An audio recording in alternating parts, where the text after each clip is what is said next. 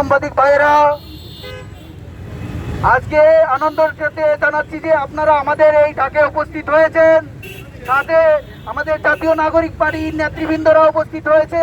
বৈষম্য বিরোধী ছাত্র আন্দোলন ভাইয়েরা এই তাৎক্ষণিক মিছিলে উপস্থিত হয়েছেন। আমরা গভীরভাবে লক্ষ্য করেছি যে আমাদের জাতীয় নাগরিক পার্টি এবং বৈষম্য বিরোধী ছাত্র আন্দোলনের বিভিন্ন নেতাকর্মীদের উপরও বাংলাদেশের বিভিন্ন জায়গায় এই কুখ্যাত ছাত্রলীগ নামধারী পশুরা হামলা করতেছে। এদের যদি কঠিন বিচারের আওতায় না হওয়া হয় তাহলে আমরা কঠিন বিক্ষোভের ডাক দিব ইনশাআল্লাহ। এই সিলেটের মাটি থেকে বলতে চাই, এই শাহজালালের মাটি থেকে বলতে চাই, কোন আওয়ামী লীগ রাস্তায় বের হতে দিব না, কোন ছাত্রলীগ রাস্তায় বের হতে দিব না। আমরা সর্বদাই প্রস্তুত মাঠে থাকতে, যতদিন না পর্যন্ত আওয়ামী লীগের রাজনীতি নিষিদ্ধ না করা হয়েছে।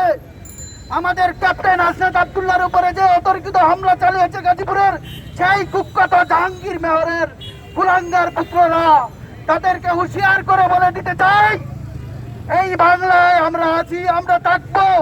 যদি কোনো হাত বাড়ায় আর তাহলে তাদের উপর কঠিন ব্যবস্থা নেওয়া হবে।